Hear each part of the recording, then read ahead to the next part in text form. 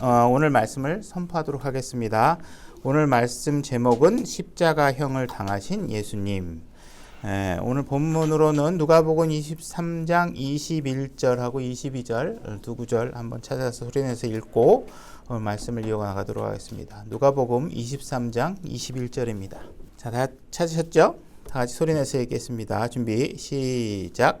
그들이 소리를 지르며 이르되 그를 십자가에 못 박으소서, 그를 십자가에 못 박으소서 하매 그가 그들에게 세 번째 이르되 도대체 그가 무슨 악을 일을 행하였느냐? 나는 그에게서 죽일 이유를 찾지 못하였나니 그러므로 그를 징계하고 가게 하라 하더라. 우리가 예수님의 어떤 복음서의 행적들을 따라가는 설교를 쭉 여러 번에 거쳐서 했고, 그다음에 우리 지난번에는 예수님께서 심판석에 서는 장면에 관해서 주제를 한번 다룬 적이 있습니다. 그래서 예수님이 그 심판석에 서는 장면에서 예수님은 마치 원수처럼 취급을 당했고 강도처럼 취급을 당했고 신성모독하는 자처럼 취급을 당하는 그런 상황들이 벌어졌었죠. 그러나 이들이 심판석에 세우고 그분의 유죄함을 찾으려고 아무리 노력했지만 그 심판석에서 사실은 그 모든 과정이 예수님께서는 사실은 아무 죄가 없으신 분이다 하는 사실이 오히려 입증되는 자리가 되었던 것입니다. 그래서 그분께서는 십자가에 희생물로 드려지기에 아무 흠도 없고 아무 점도 없는 완벽한 무죄하고 깨끗하고 순수한 희생물이 될 수밖에 없었던 사실들을 입증한 자리인 것이죠. 그럼에도 불구하고 예수님이 십자가로 향하게 된 것은 사실은 그가 죄 때문이 아니라 사람들이 그분을 죽이고 싶어하는 사람들의 의지를 통해서 그분이 십자가로 향하게 됩니다. 그래서 24절로 가보겠습니다. 23장 24절. 오늘은 시간을 많이 줄이기 위해서 찾는 부분들은 되도록이면 생략하고요. 빨리빨리 해보도록 하겠습니다. 24절. 빌라도가 그들이 요구한 대로 되도록 선고하고 사람들이 요구했던 대로 유죄를 선고한 것이죠. 십자가형으로 보내라 이렇게 된 것입니다. 그들이 원하던 자 곧 폭동과 살인으로 인해 감옥에 갇힌 자는 그들에게 놓아주고 예수님은 넘겨주어 그들의 뜻대로 하게 하니라. 자, 33절로 갑니다. 그래서 예수님은 십자가를 지고 십자가형을 당하는 장소까지 가게 됩니다. 그 장소는 바로 갈보리라는 곳이죠. 그래서 33절 그들이 갈보리라 하는 곳에 이르러 거기서 그분을 십자가에 못 박고 이렇게 되어 있습니다. 예수님의 탄생도 그냥 갑자기 일어난 일이 아니라 사실은 구약에 그분이 어떻게 어느 곳에서 태어나실 분이시다, 이 땅에 오실 분이다 하고 예언이 되어 있었고 그분의 죽음도 마찬가지로 구약에서 여러 가지 형태로 예언이 되어 있었습니다. 특히 우리가 그 구약의 예수님의 십자가 사건을 예표하고 있는 몇 가지 사건들이 있는데 창세기에서 아브라함이 이삭을 바치는 장면도 그렇고 출애굽기에서 어린 양의 피를 문설주에 발라서 이들이 출애굽을 하는 장면에서도 그렇고 이 구약에서 드러나고 있는 그 예수님의 죽음의 장면은 그냥 어떤 역사적 사건이 아니라 사실은 매우 그 의미 있고 뜻깊은 종교적인 어떤 예식과 제사장적인 의미가 충분히 담겨 있는 장면으로 묘사되고 있다는 사실입니다.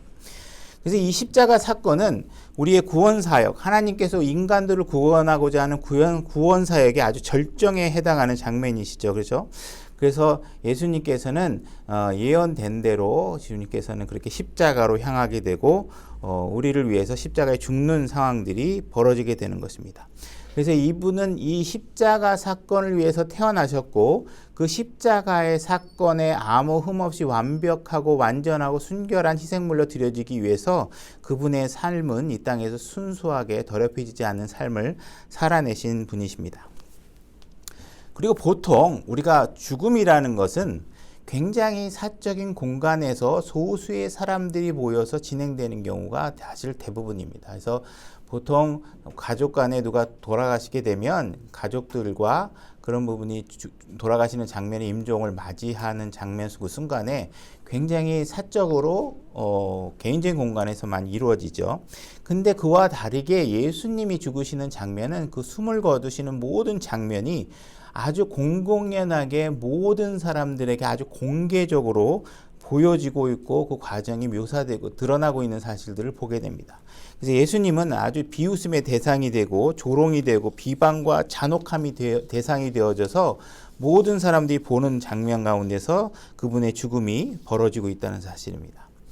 그래서 일단 이 십자가 사건에서 우리가 살펴봐야 될 것 중에 하나가 뭐냐면 이 갈보리라는 장소입니다. 이 갈보리라는 장소는 도시 밖에 있는 해골이 있는 장소다라는 의미를 갖고 있는 명칭으로 골고다라는 명칭이 사용되고 있는데, 이 장소는 굉장히 더러운 장소고 죽음이 상징되는 자리고 예루살렘 바깥에 있는 장소입니다. 그래서 예수님께서 죽는 장소는 사실은 누구도 가고 싶지 않은 장소에서 십자가에서 죽으시는 것이죠. 그래서 예수님께서는 태어나시는 순간에도 그렇고 죽으시는 순간에서도 그렇고 정말 누구라도 그런 위치에 놓이고 싶지 않을 정도의 최악의, 그리고 아주 정말 경험하고 싶지 않은 방식으로 그분의 탄생과 죽음이 드러나고 있다는 사실입니다. 그래서 그분의 탄생은 짐승들이 뒹굴고, 그죠? 말과 뭐 이런 짐승들이 먹이를 담는 아주 그 지저분한 구유에 예수님이 탄생을 하시고 하는 장면으로 드러나고 있고, 예수님의 탄생 순간에는 사실은 그분을 죽이려고 하는 사람들을 피해서 도망 다니는 중에 예수님은 태어나시게 됩니다. 그래서 그분의 죽음도 마찬가지고 예수님께서는 정말로 우리의 죄를 위해서 정말 낮아질 수 있는 데까지 낮아지시고 누구도 감당하고 싶지 않은 그런 고난들에 실질적으로 참여해서 우리의 죄의 문제들을 해결해 주고 계시는 것을 보게 됩니다. 그 다음에 여기서 우리가 봐야 될 것이 뭐냐 하면 이 도시 바깥에 있는 이 골고다라는 곳에 가서 예수님이 십자가에 돌아가시게 되죠. 우리 계시록에 보게 되면 이 바깥에 어떤 사람들이 있다고 얘기하냐면 개, 마법사, 뭐 음행을 입사하는 사람들, 살인자, 그다음에 우상숭배자, 거짓말을 좋아하고 지어내기 좋아하는 사람들이 바깥에 있다, 이렇게 얘기하고 있습니다. 계시록 25장 15절인데 이와 같이 예수님께서는 바로 이렇게 죄 많은 사람들이 우글거리는 곳으로 가서 십자가를 감당하고 계신다라는 장면이 우리에게 보여지는 것입니다.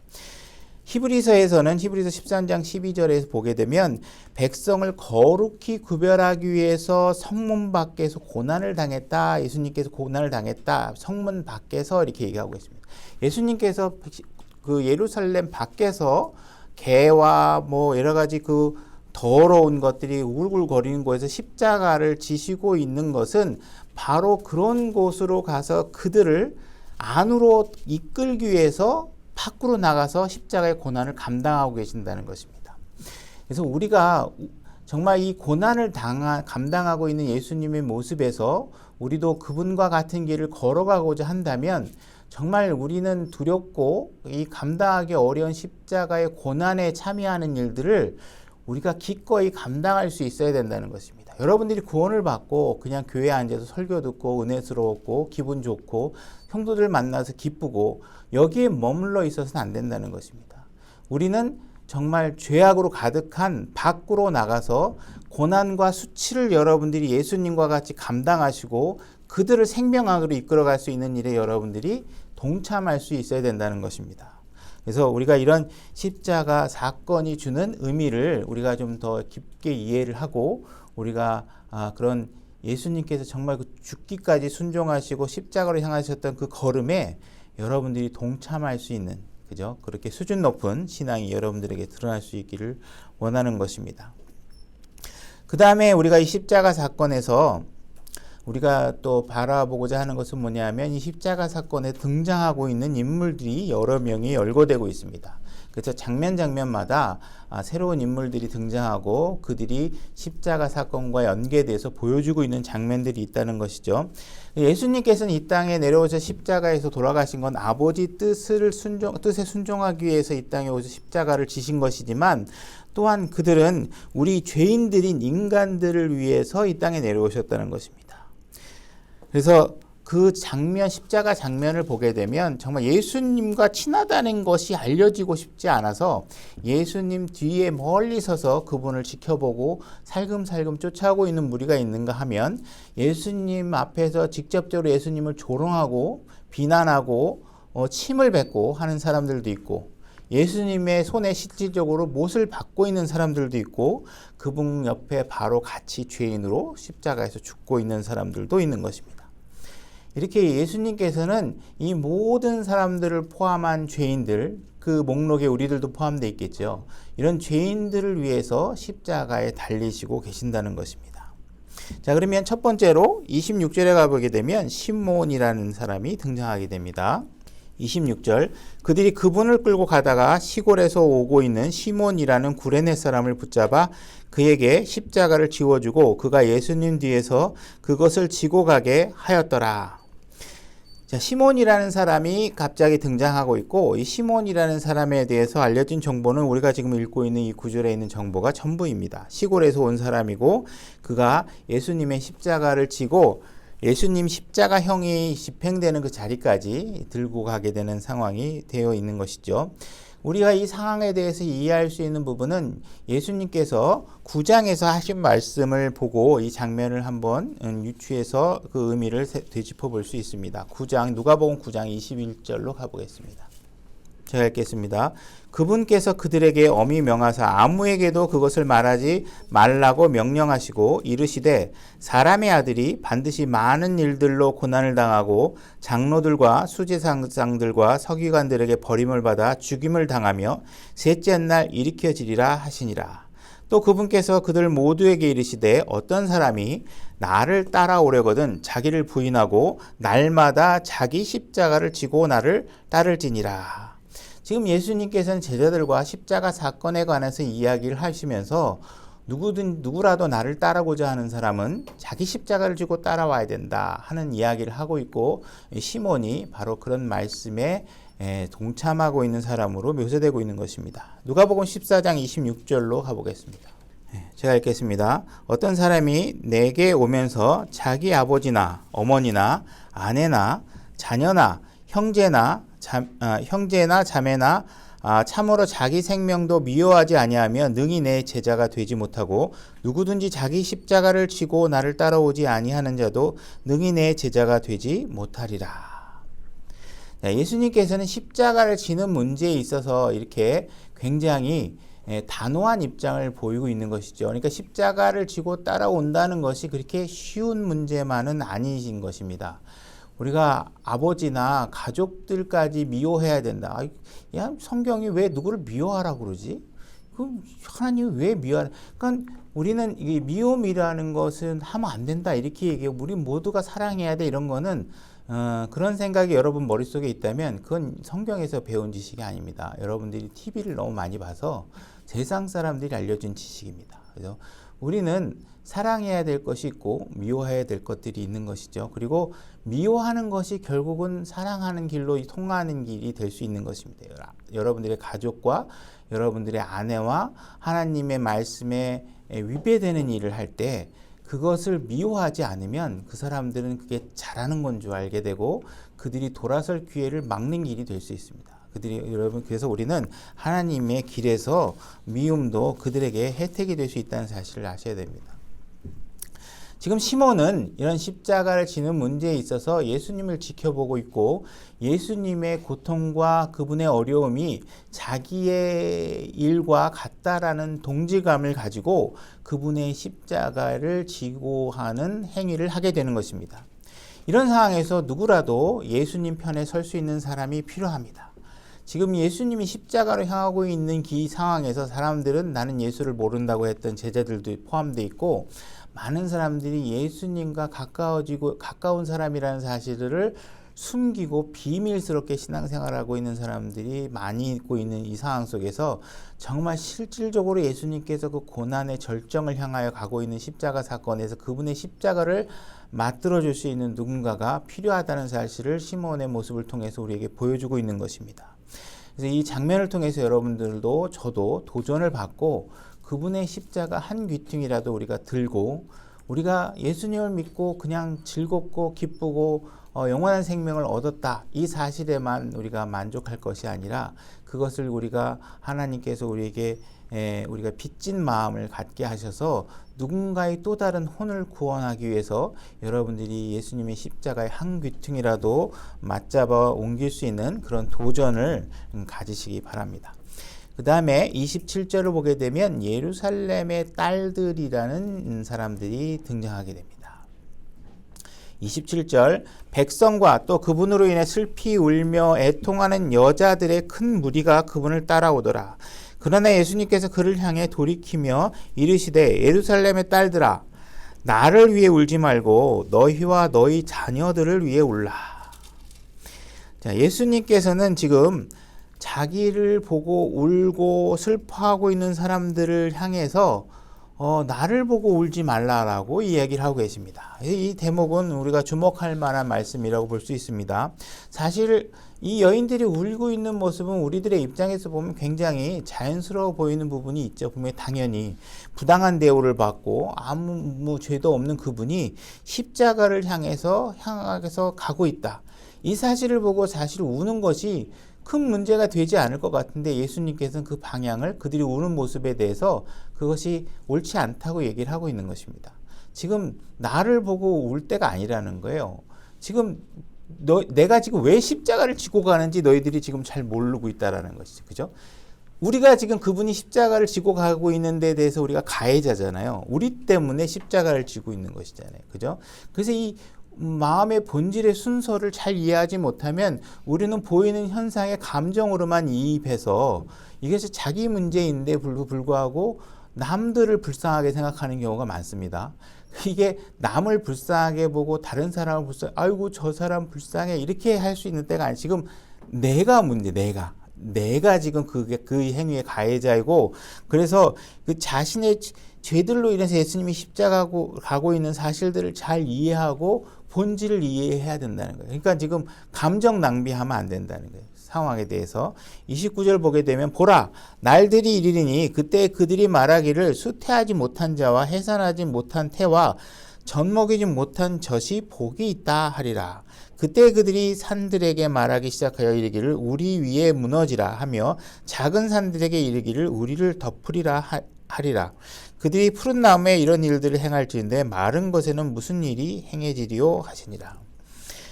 조만간 많은 이 도시에 엄청난 재앙이 벌어질 거라는 거예요.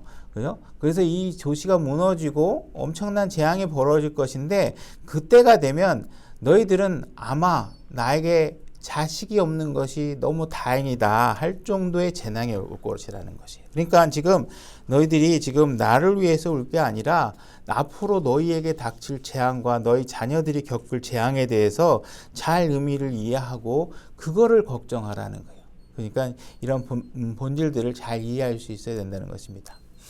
그 다음에 등장하는 인물들이 있습니다. 32절로 가게 되면 예수님과 함께 더불어 십자가에 매달리는 두 범죄자가 등장하게 됩니다. 32절 또 다른 두 범죄자로 죽게 되어 그분과 함께 끌려가니라. 그들이 갈보리라 하는 곳에 이르러 거기서 그분을 십자가에 못 박혀 그 범죄자들도 그렇게 하니 하나는 오른편에 하나는 왼편에 있더라.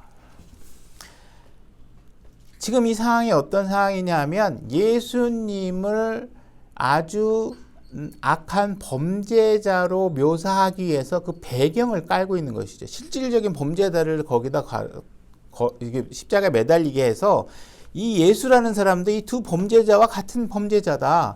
이거를 모든 백성들에게 정치적 행위로 보여주고 있는 것이죠. 그죠? 이 예수님은 똑같이 범죄자다. 이런 모습을 보이는 것입니다. 그래서 이 두 명 중에 여기서 벌어지고 있는 사건은 이 두 명 중에 한 명에게 놀라운 변화가 생기는 일이 벌어지게 된다는 것입니다. 마지막 순간 결국 십자가에 달려서 이제 그들은 하루를 넘기기 어려운 상황이죠. 못 박히고 피를 흘려서 거기서 하루 사이에 죽게 될 텐데 그들이 모든 기회가 닥치기 전 바로 그 순간에 그들 중에 한 사람이 예수님께 긍휼을 구하게 됩니다. 그러면 예수님께서는 아무 망설임 없이 그에게 긍휼을 베푸는 장면. 저희 긍휼을 베풀어 주십시오. 이렇게 얘기했을 때 예수님께서 그래? 야, 나 지금 십자가의 사건이 바쁘니까 나중에 저 어느 목사 찾아가서 너 신앙이 구원받을 만한지 교리문답 좀 하고 해가지고 통과되면 내가 구원해 줄게 뭐 이런 게 아니라 그 순간에 여러분들의 마음이 결심이 쓰면 바로 그 순간에 여러분들에게 긍휼이 베풀어주고 구원이 일어난다는 사실이죠. 그죠? 자, 42절로 가보겠습니다. 42절 예수님께 이르되 주여 주께서 주의 왕국으로 들어오실 때에 나를 기억하옵소서 하매 예수님께서 그에게 이르시되 진실로 내가 내게 이르노니 오늘 내가 나와 함께 낙원에 있으리라 하시니라. 기억해달라고 했는데 예수님께서는 단 한마디의 거절이나 망설임도 없이 바로 그에게 낙원을 약속해주고 구원을 약속해주고 있다는 것입니다. 그죠?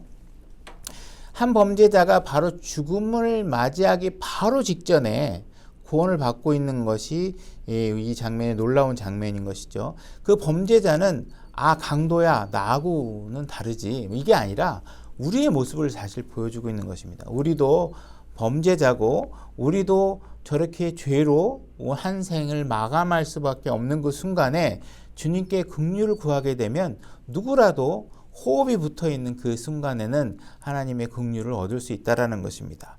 그런데 문제는 이 기회가 무한적으로 무제한적으로 제공되지 않는다는 것이에요. 그죠? 하나님께서 긍휼의 시간을 닫을 수도 있고 여러분 개인적으로는 여러분들의 호흡이 붙어있는 데까지만 여러분들에게 구원의 문이 가능하다는 것입니다. 숨이 꼴까닥 넘어가게 되면 그때는 이제 구원의 문제는 넘어가게 되는 거예요. 그 기회가 모두가 닫히게 되십니다. 하나님께서는 은혜와 긍휼이 무제한적으로 많으신 분이시지만 우리가 그것을 멸시하거나 아니면 그 기회의 때를 우리가 놓치게 되고 나중에 믿으면 되겠지 나중에 뭐 할 거야 이렇게 하다가 그 기회가 다 소진되게 되면 모든 기회가 닫히게 되고 구원의 문이 우리에게 열리지 않게 된다는 것입니다. 그 다음에 우리가 군인이 등장하는 것을 보게 됩니다. 그때 예수님께서 이르시되 아버지여 저들을 용서하여 주옵소서 저들은 자기들이 하는 일을 알지 못하나이다 하시더라. 그들이 그분의 옷을 나누어 제비를 뽑고 이렇게 되죠. 이 장면에 대해서 지금 이 군인들이 예수님의 옷을 막 나누고 막 찢으려고도 하고 이러면서 그걸 제비를 뽑아가지고 장난삼아서 막 조롱하고 있는 것이죠. 이 장면이 요한복음에 좀 더 자세하게 묘사되어 있습니다. 요한복음 19장으로 가보겠습니다. 제가 읽겠습니다. 그때 군사들이 예수님을 십자가에 못 박고 그분의 옷들을 취해 네 몫으로 나누어 각 군사가 한 몫씩 차지하며 그분의 겉옷도 취하였는데 이제 이 겉옷은 이음새 없이 위에서부터 통째로 짠 것이더라. 그러므로 그들이 자기들끼리 이르되 우리가 이것을 찢지 말고 그것이 누구의 소유가 될지 정하기 위해 그것을 두고 제비를 뽑자 하니 이것은 그들이 자기들끼리 내 옷을 나누며 내 겉옷을 두고 제비를 뽑나이다 하시는 성경 기록을 성취하게 하려 함이더라. 그러므로 군사들이 이 일들을 행하였더라. 지금 군사들이 예수님의 옷을 나눠서 누가 가져갈지 게임을 하고 있는 것입니다. 그들이 할 수 있는 조롱이 있다면 그들은 최선을 다해서 그분을 조롱하고 놀리고 있는 것입니다. 그들이 사실은 그들이 구원의 옷을 입을 수 없다면 그들이 구원받을 수 없다면 예수님의 옷을 가지고 있다는 것은 아무 의미가 없다는 것입니다. 그죠? 그들이 사실은 예수님께서 그들의 구원을 위해서 예수님께서는 지금 십자가에서 의의 옷을 준비하고 있는데 그들은 실질적으로 자기들에게 필요한 그 옷을 발견하지 못하고 있고 예수님을 조롱하는 마음 때문에 예수님의 아무 의미도 없는 옷조가리를 가지고서 서로 장난을 치고 있는 것입니다. 예수님께서는 지금 십자가에서 옷을 준비하고 있고 이 옷은 이분의 순종과 희생과 대속을 통해서 짜여지고 있는 옷이라는 것입니다. 이 옷은 예수님께서 준비하신 이 의의 옷은 누군가가 제비를 뽑아서 얻을 수 있는 것도 아니고 행운이 좋은 사람이, 운이 럭키한 사람이 얻을 수 있는 것도 아닙니다. 이것은 그저 누구라도 원하기만 하면 다 가질 수 있는 옷인데 이들은 이것을 볼 수 없는 것입니다. 왜? 그들이 예수님을 조롱하는 마음으로 그분의 의의 옷이 보이지 않기 때문에 그렇다는 것입니다. 자, 이 와중에 한 군인이 예수님의 십자가 사건을 의미 있게 바라보고 있습니다. 47절로 가보겠습니다. 23장 47절. 이제 백부장이 이루어진 일을 보고 하나님께 영광을 돌리며 이르되 이분은 확실히 의로운 사람이었도다 하더라. 한 백부장, 군인이 예수님의 사건을 보면서 이분은 범죄자가 아니구나. 이분은 정말 죄가 없으신 분이구나. 의로운 사람이구나 하고 이렇게 고백을 하고 있다는 것입니다. 이 한 백부장의 그 의로움의 고백의 깊이가 얼마나 깊은 건지 우리는 알 수 없지만 분명히 이 사람은 올바로 여러 가지 지금 주변의 여론이나 벌어지고 있는 상황에 매몰돼서 자기 가치관을 놓치지 않고 독립적으로 올바로 분별을 하고 있다는 사실입니다. 그 다음에 그 주변에는 또 구경을 하러 온 사람들이 있습니다. 48절. 그것을 구경하러 함께 모인 모든 사람들도 일어난 그 일을 보고는 가슴을 치며 돌아갔고.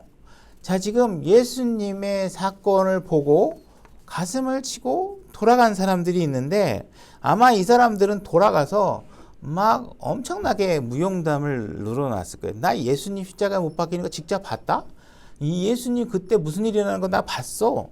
그러면서 마치 자기가 굉장히 잘 아는 것처럼 굉장히 열심히 떠들고 아는 체하고 막 이렇게 자랑스럽게 얘기할 거예요. 경험담을 재미있게. 그러나 그들이 이거 사건을 지켜봤다는 것만으로 그에게 충분하지 않다라는 것이에요. 그의 구원들은 이걸 지켜봤다는 것으로 인해서 이루어지는 것이 아니라는 것이에요. 많은 사람들이 영화를 보고 전도지를 받아듣고, 그죠? 또는 설교를 들어서 그분이 십자가 사건을 다 듣기도 하고, 영화로 보기도 하고, 다 목격합니다. 근데 그들이 그걸 다 지켜보고, 지식적으로는 다 알지만, 그것을 믿음으로 자기 스스로 받아들이지 않고, 그냥 안타까워하면서 돌아서게 되면, 그들에게는 어떠한 구원도 주어지지 않는다는 것입니다. 우리가 믿기만 하면, 얻을 수 있는 어마어마한 것들이 있는데 우리가 그냥 지켜보고 관람하고 그냥 이렇게 관중의 입장에서 바라만 보고 그것을 믿음으로 결정을 내리지 못하기 때문에 많은 것들을 얻을 수 있는 게도 불구하고 많은 것들을 잃어버리고 손해를 보고 사는 사람들이 엄청나게 많다라는 것이요. 그죠? 자, 그리고 우리가 이제 다음에 살펴볼 것은 뭐냐면 예수님께서 십자가에 달리시는 그 과정에서 예수님께서 하신 7번의 말씀이 있습니다. 그래서 이 7번의 말씀을 살펴볼 것인데 이 7번에 걸쳐서 예수님께서 하신 말씀은 사복음서에 여러 군데에 흩어져 있는 것이죠. 그래서 그 순서들을 우리가 한번 살펴보려고 합니다. 자, 예수님께서 십자가에서 하신 첫 번째 일곱 번의 말씀 중에 첫 번째 3가지 말씀이 있는데 이 3가지 말씀은 다른 사람들과 관련이 있는 말씀입니다. 첫 번째는 뭐냐면 아버지여 저들을 용서하여 주옵소서 하면서 자기들을 조롱하는 사람을 향해서 그들의 용서를 구하는 기도를 하십니다. 두 번째 오늘 네가 나와 함께 낙원에 있을 것이다 하고 범죄자들에게 얘기하고 있죠. 그 다음에 여자여 당신의 아들을 보소서 하면서 마리아를 향해서 하시는 말씀이 있습니다. 그래서 이 3가지 말씀이 결국은 다른 사람들과 관련되어져서 그들을 향해서 하고 있고 나머지 3가지 말씀이 또 있는데 그 3가지 말씀은 예수님께서 이 땅에 오신 목적에 대한 모든 필요를 성취하시고 그것들에 대해서 만족을 말씀하시는 말씀입니다. 그래서 첫 번째 마지막에 3번째 중에 첫 번째가 뭐냐면 내가 목이 마르다. 그래서 예수님께서는 지금 우리들의 구원사에게 성취를 위해서 필요한 말씀을 하고 계시는 것이죠. 그 다음에 다 이루었다 이렇게 말씀을 하십니다. 그 다음에 내 영을 아버지 손에 맡기나이다 하고 얘기합니다. 그 중에 이제 중간에 네 번째에 해당하는 말씀이 있죠. 이 말씀은 바로 이 십자가 사건과 우리 구원사에게 아주 열쇠에 해당하는 말씀이라고 할 수 있습니다. 무엇이냐면 나의 하나님이여 나의 하나님이여 어찌하여 나를 버리셨나이까 이렇게 얘기를 하고 있습니다. 자, 그래서 우리가 첫 번째 말씀부터 한번 살펴보겠습니다. 누가복음 23장 34절입니다. 누가복음 23장 34절 제가 읽겠습니다. 그때 예수님께서 이르시되 아버지여 저들을 용서하여 주옵소서. 저들이 자기들이 하는 일을 알지 못하나이다 하시더라. 그들이 그분의 옷을 나누어 제비를 뽑고 이렇게 됐습니다. 이 말씀은 지금 우리가 보게 되면 죄인들을 향해서 예수님께서 중보 기도를 하고 있는 모습이죠. 이사야서 찾지 않겠습니다. 이사야서 53장 12절에서 이미 오래전에 메시아가 범법자들과 함께 계수되었고 그는 많은 사람들의 죄를 담당하였으며 범법자들을 위해 중보하게 될 것을 예언하고 있었습니다. 예수님은 지금 십자가에서 처음으로 입을 열자마자 범법자들을 걱정하고 있는 모습을 보여주고 있는 것이고 중보자로서의 사역을 하고 계신다는 것입니다. 바로 예수님께서 우리 죄인들을 위해서 이렇게 중보하고 있는 것을 그 일 자체를 보게 되면 바로 그래서 이 갈보리 사건이 타락한 이 세상에 소망이 되고 있다는 것입니다. 예수님께서는 본인이 찾지 마시고 마태복음 5장 44절에 보게 되면 원수를 사랑하라고 얘기하셨고 너희를 저주하는 자들을 축복하라고 하셨고 너희를 미워하는 자들에게 선을 행하라고 하셨고 지금 예수님께서는 십자가 사건에서 자기를 조롱하고 자기를 모욕하고 있는 사람들을 향해서 오히려 그들의 죄를 용서해 달라고 하고 그들에게 축복을 요구하고 있는 기도를 하고 있는 것입니다. 예수님께서는 단 한 번도 자신의 말과 행동이 일치하지 않게 행동하신 적이 없다는 것입니다. 그분은 말씀하셨으면 그 말씀대로 모든 것들을 행하고 계시는 분이시라는 것입니다. 자, 43절로 가보겠습니다. 두 번째 예수님께서 하신 말씀이 내가 나와 함께 낙원에 있으리라 이런 말씀을 하셨는데 이 43절 예수님께서 그에게 이르시되 진실로 내가 내게 이르노니 오늘 내가 나와 함께 낙원에 있으리라 하시니라. 지금 이 두 사람이 자신의 생애의 마지막 날에 그들은 세 단계에 거쳐서 세 가지의 변화된 모습을 통해서 예수님과 만나는 경험을 하게 됩니다.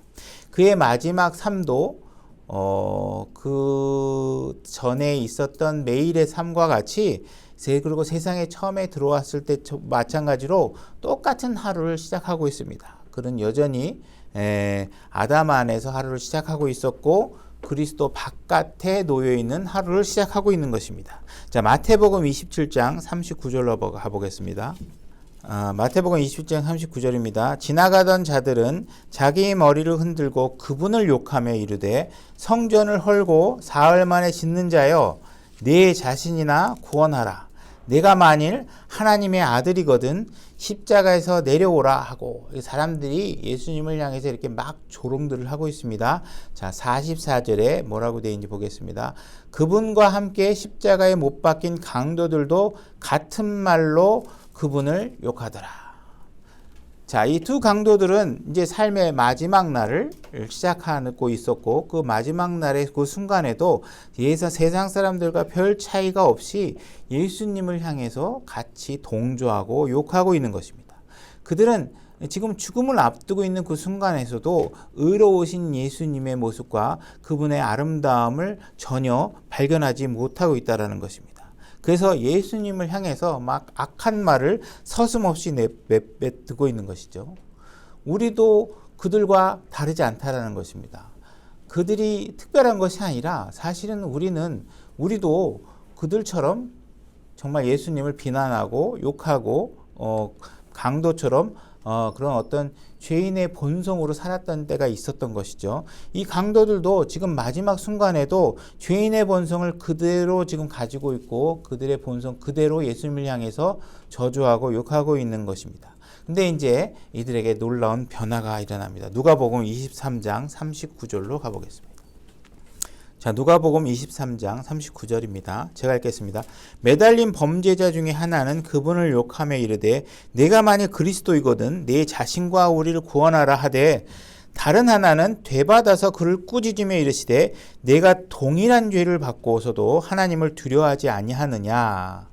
지금 두 강도 중에 한 명에게 놀라운 변화가 일어나고 있는 것입니다. 분명히 그 둘이 같이 예수님을 비난하고 악담을 퍼부어댔었는데 어느 순간 이 사람은 비난과 조롱을 멈추고 다른 사람의 비난을 멈추게 하고 있는 일이 벌어지고 있는 것입니다. 자, 41절 우리는 우리가 행한 일에 합당한 보응을 받으니 참으로 공정하게 정죄를 받거니와 이 사람은 아무 잘못도 행하지 아니하였느니라 하고, 지금 한 강도는 지금 사건을 독립적으로 분별해서 올바로 바라보고 있는 상황이 벌어지고 있는 거예요. 그가 쭉 지켜봤더니 그 상황에서 이분이 우리와 다르다는 것을 알게 된 것이죠. 다른 사람이 막 그냥 저 사람 나쁜 놈이야 그러면 아무 판단 없이 그냥 같이 올려가지고 그래 같이 나쁜 놈인가 보다 막 이렇게 세상에서 막 조롱하고 악한 일에 같이 입을 섞고 악담을 내뱉는 게 아니라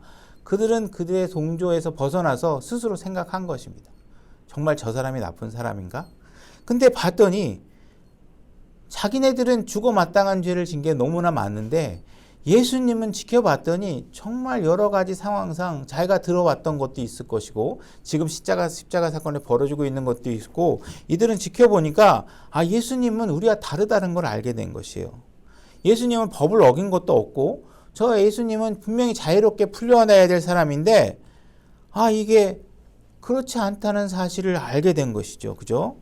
그러니까 당연히 그는 그 순간에 나는 죄인이라 그냥 이 십자가에 죽은 것은 너무나도 당연한데 저렇게 의롭고 아무 죄도 없는 사람도 나같이 억울하게 죽어? 그럼 만약에 우리가 죽은 다음에 저분과 내가 똑같은 데에 서 있을 수 있을까?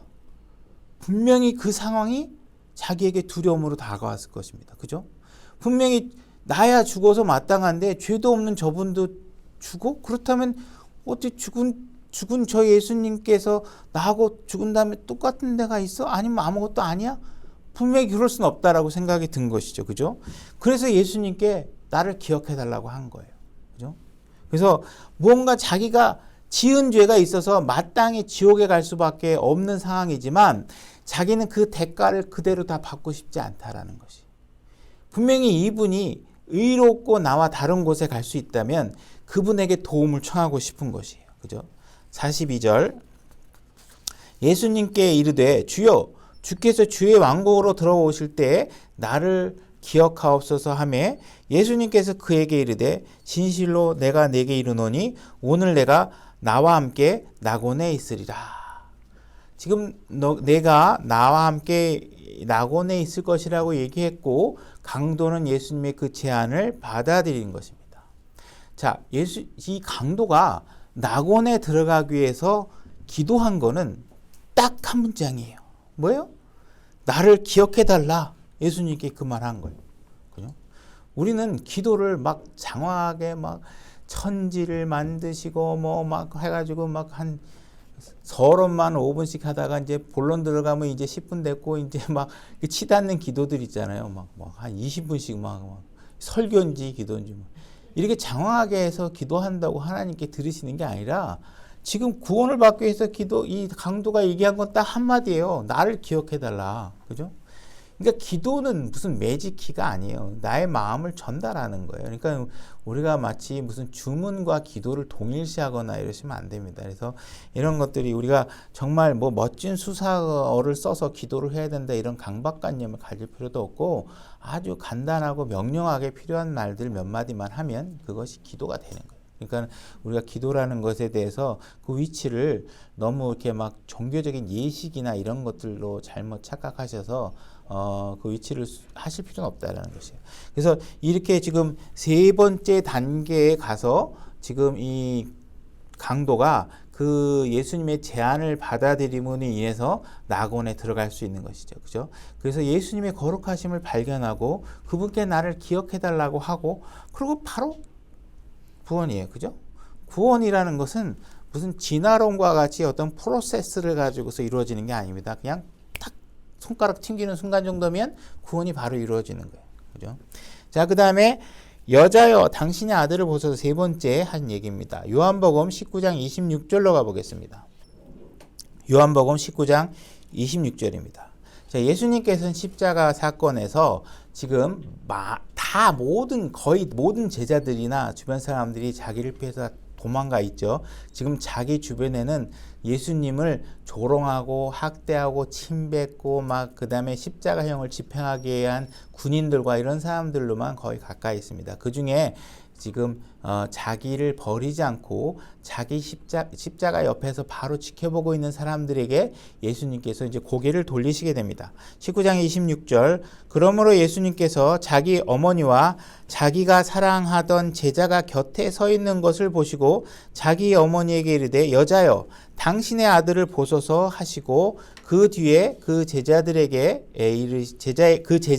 이르시되 내 어머니를 보라 하시니 그때부터 그 제자가 그녀를 자기 집으로 모시니라. 자, 지금 우리가 예수님께서 하신 말씀들을 살펴보고 있는데 다른 말씀들은 뭐 좀 이해가 가요. 그죠? 다 우리들의 속죄와 관련돼서 이야기하고 있고 누구의 죄를 용서하고 있고 뭐 다 이해가 가는데 지금 이 마리아를 향해서 지금 예수님께서 하고 있는 이야기들은 선뜻 이해가 가지 않는 거죠. 이 이야기가 7번에 걸친 말씀 중에 이 마리아에게 한 이야기가 빠진다고 해서 우리의 속죄와 구원 사역에 무슨 결격 사회가 생길 것 같지도 않습니다. 이 사건에서 이 말씀 자체 마리아를 향한 예수님의 그 관심과 그 말씀은 그러면 이 예수님께서 하신 이야기는 무엇이냐? 찾아보진 않고 제가 말씀드릴게요. 누가복음 2장 35절에 보게 되면 마리아가 처음에 예수님을 하나님께 드리기 위해서 성전을 찾아갔을 때 시므온이라는 유대인이 그녀에게 이런 말을 해줍니다. 참으로 칼이 내 혼도 찔러 꿰뚫으리라. 참으로 칼이 내 혼도 찔러 꿰뚫으리라 하는 말을 한 것이죠. 이 말씀처럼 지금 마리아는 정말 자기의 폐부를 찌르는 듯한 고통을, 자기의 혼을 칼로 찌르는 듯한 고통을 목격하게 됩니다. 자기 아들이 십자가에서 죽는 사실을 지금 두 눈으로 지켜보고 있는 것이죠. 그죠? 그래서 예수님께서는 지금 이 여인이 느끼고 있을 고통과 그 마음의 아픔을 너무나도 잘 알고 있는 것입니다. 지금 아무리 예수님이 하나님이지만 여인으로서 자기 뱃속으로 난 아이고 33년 반 동안 정이 든 자기 아들이 아무 죄도 없이 십자가에서 죽고 있는 모습을 보고 담담하게 바라볼 엄마는 아무도 없을 것입니다. 그죠? 아마 지금 마리아는 진짜 같이 이 땅에 더 이상 살고 싶지 않았을 거예요. 그냥 아들이 죽는다면 나도 같이 그 아들의 손을 잡고 나도 죽고 싶었을 거예요. 그래서 예수님께서 두 범죄자에게 해줬던 얘기처럼 여인이여 당신이 오늘 나와 함께 낙원에 있으리라 하는 말을 자기에게도 해줬으면 좋았을 거예요.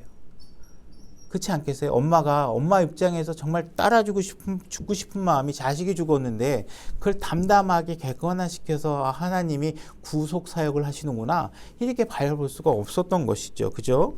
그러나 예수님께서는 지금 그녀의 때가 아니라는 것을 너무나도 잘 알고 있었고 그 주님은 지금 그녀가 이 땅에 남아서 살아야 될 날이 있다는 것을 알고 있는 것입니다.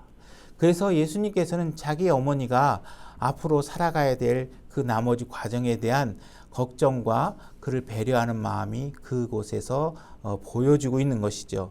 그래서 예수님께서는 그 여인을 자기 사랑하는 제자에게 돌보아 달라고 다른 제자에게는 부탁하지 않았던 특별 임무를 요한에게 주고 있는 것입니다. 그래서 제자에게 내 어머니를 보라 이렇게 하면서 이 여인을 데리고 가서 돌보게 되는 일들이 벌어지고 있는 것입니다.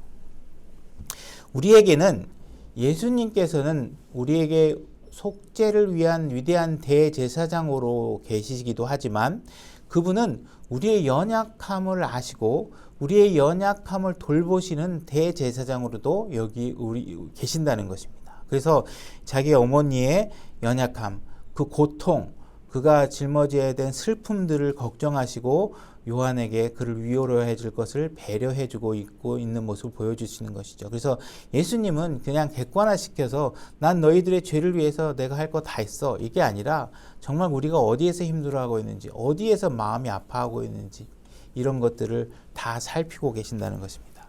자, 네 번째, 나의 하나님이여 나의 하나님이여 어찌 나를 버리셨나이까. 네 번째 고통의 말씀을 하시죠. 마태복음 27장 45절로 가보겠습니다. 제가 읽겠습니다. 이제 6시부터 9시까지 어둠이 온 땅을 덮었더라. 자, 6시 유대인 달력으로 6시면 6시간 거꾸로 돌아가서 낮 12시가 해당되는 것이죠. 그죠? 12시부터 9시까지니까 또 6시간 반대편 쪽에 있는 3시. 그러니까 낮 12시부터 3시까지 온 땅이 어둠으로 덮이게 됩니다. 지금 이 순간 하나님의 진노가 지금 예수님에게 쏟아져 부어지고 있는 상황이시겠죠.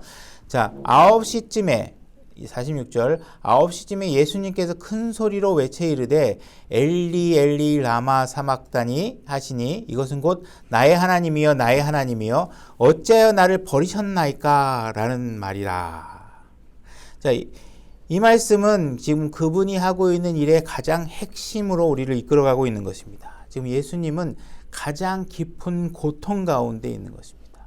지금 낮 12시부터 3시까지 하나님의 진노가 쏟아부어지고 있고 예수님은 정말 깊은 고통 속에 있다가 너무나도 견디기 힘든 그 어느 절정의 순간에 폐부로부터 터져나오는 소리로 외치는 것입니다. 큰 소리로. 나의 하나님, 나의 하나님. 너무나도 고통스러워서 지금 예수님이 얼마나 절실한 순간에 놓여 있는가. 예수님께서 얼마나 지금 그 감당하기 어려운 순간에 놓여 있는가. 그죠?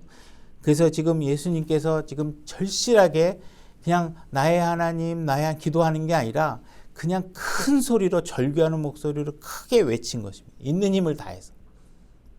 고통을 참다가 터져 나오는 그 목소리로 하나님을 부르신 것입니다. 예수님께서는 하나님을 아버지라고 부르면서 하실 수 있는 말씀이 있고 하나님이라고 하시면서 할 수 있는 이야기가 서로 다릅니다.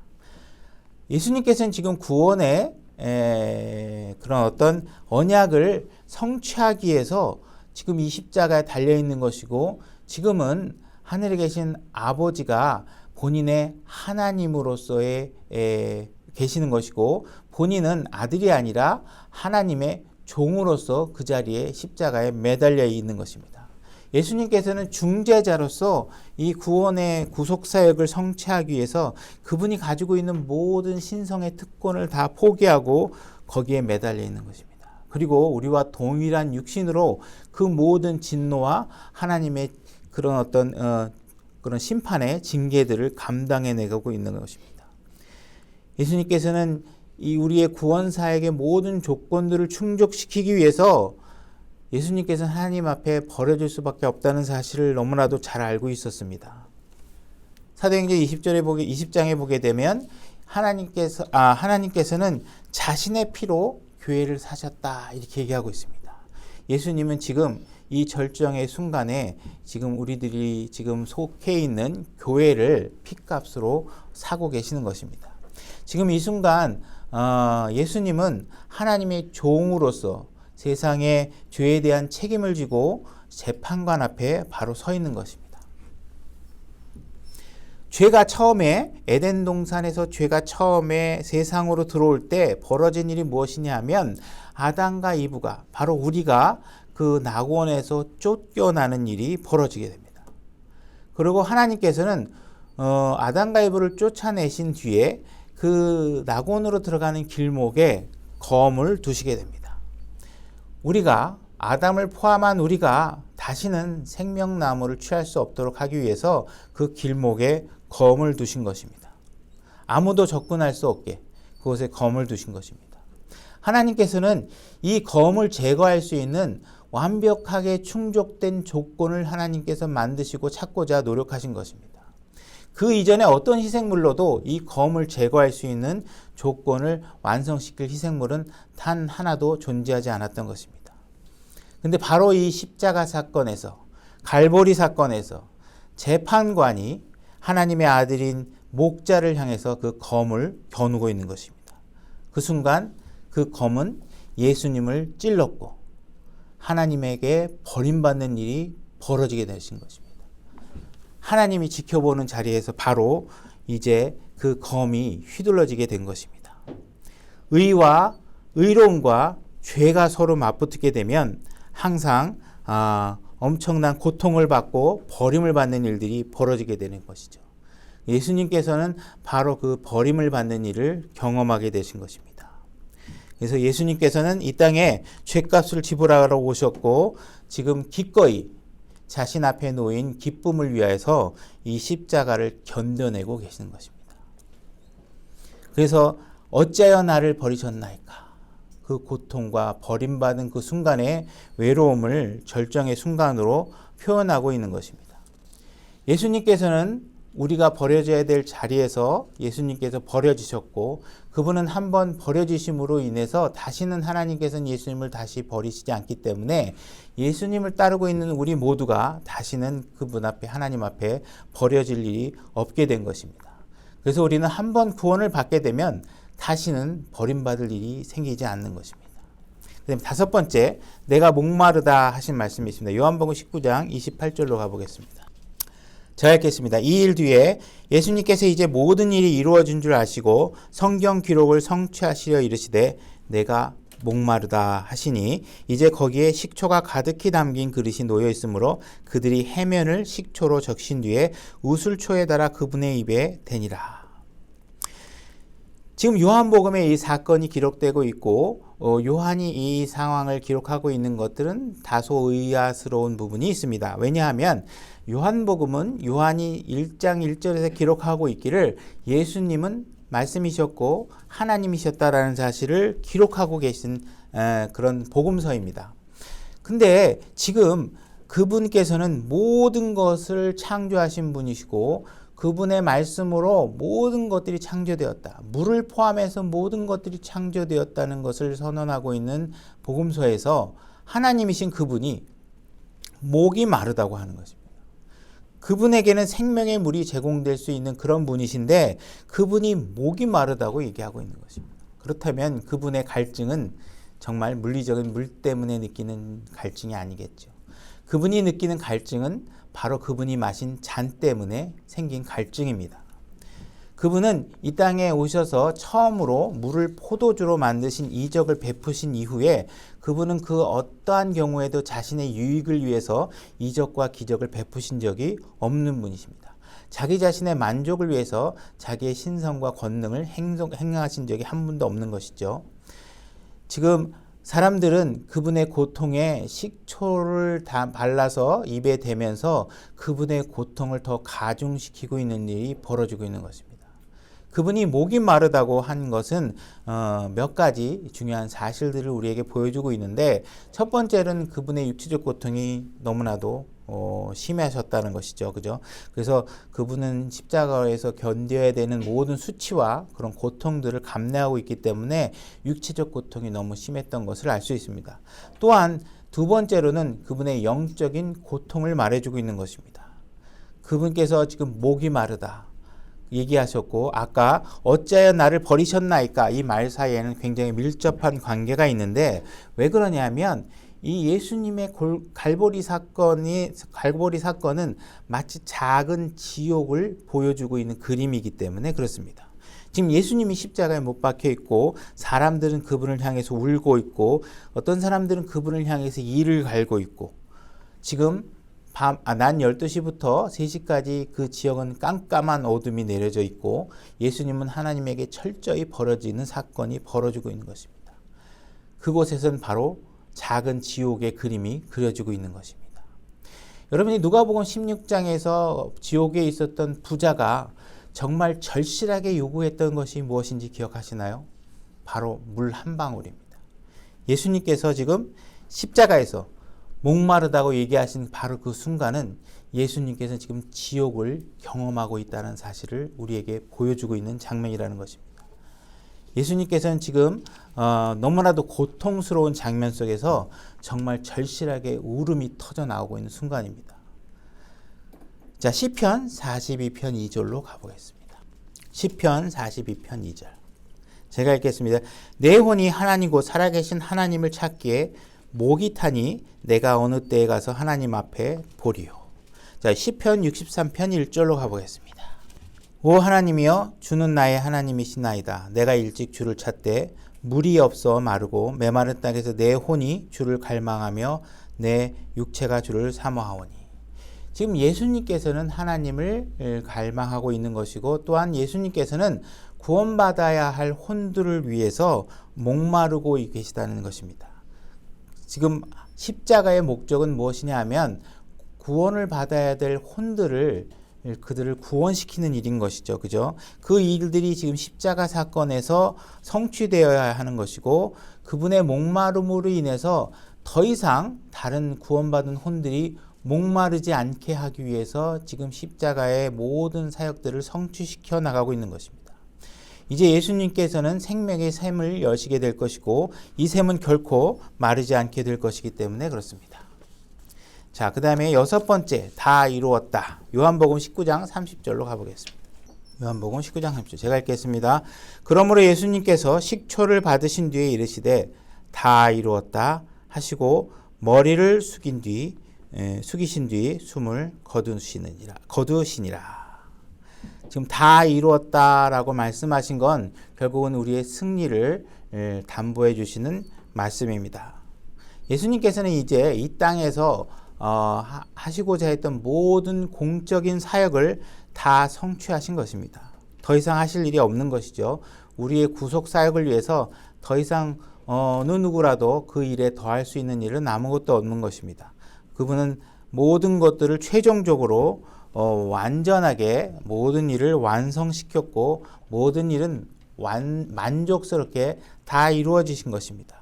이 모든 일들이 이렇게 만족스럽게 이루어지신 그 결과를 얻게 된 이유는 무엇이냐면 예수님께서 정말 이 모든 정말 견디기 어려운 이 고통을 모두 견뎌내셨고 그분이 비워야 할 잔을 다 비워내셨고 하나님의 진노가 이제 끝이 났기 때문에 그런 것입니다. 다 이루었다고 말씀하시기 이전에는 무엇인가 계속 지속적으로 반복되어져서 무엇인가를 계속 지속적으로 해왔어야 됐던 일들이 있었던 것이죠.